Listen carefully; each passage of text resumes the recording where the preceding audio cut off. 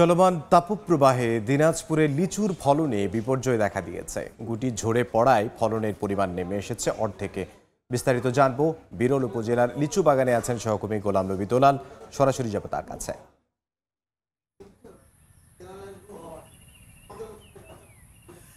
প্রচণ্ড খরা এবং তাপদাহের কারণে দিনাজপুরে এবার লিচুর কারণে আপনার ধীরে ধীরে কিন্তু লিচুর মুখ গোটা কালো হয়ে যায়, আপনার কুঠিগুলো থেকে ঝরে পড়ছে।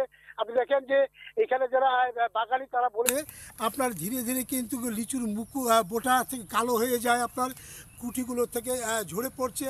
আপনি দেখেন যে এখানে যারা বাগানি তারা বলেছেন যে প্রতিটি মঞ্জুরিতে প্রায় 20 থেকে 25টি আপনার লিচু আসার কথা, সেখানে কিন্তু এই তাপদাহের কারণে আপনার গুটি ঝরে পড়ায় প্রায় 5 থেকে 6টি বেশি আমরা দেখছি না, এবং অনেক গাছই কিন্তু আপনার লিচু আপনার ঝরে পড়েছে।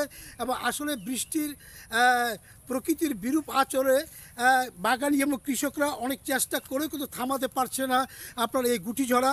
এবং এখানকার যে কৃষি বিভাগ তারা কিন্তু পরামর্শ দিয়ে যাচ্ছেন বেশি বেশি করে সেচ দেওয়া, বিকেল এবং সকাল 2 বেলায় আপনার সেচ দিচ্ছে। তারপরেও আপনার কোনো অবস্থায় কিন্তু লিচুর যে গুটি আপনার ছেমে পড়া থামানো যাচ্ছে না।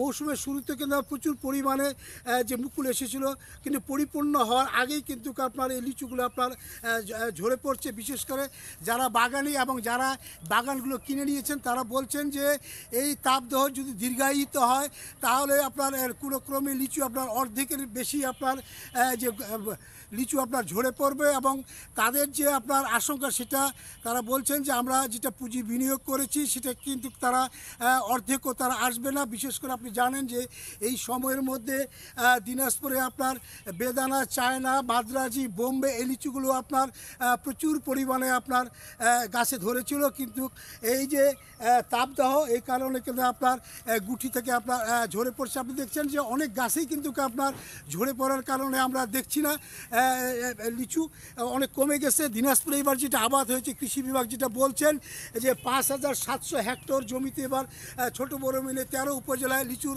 আবাদ হয়েছে। তারা যেটা বলছেন যে এই পরামর্শ দিয়ে যাচ্ছেন, তারাও আশঙ্কা প্রকাশ করছেন যে যদি বৃষ্টি না হয় এবং স্প্রে যদি সেভাবে না করা যায় লিচুর ফলন কিন্তু আপনার ধরে রাখা যাবে না। তো আমার কাছ থেকে দিনাজপুরের সর্বশেষ এই ছিল।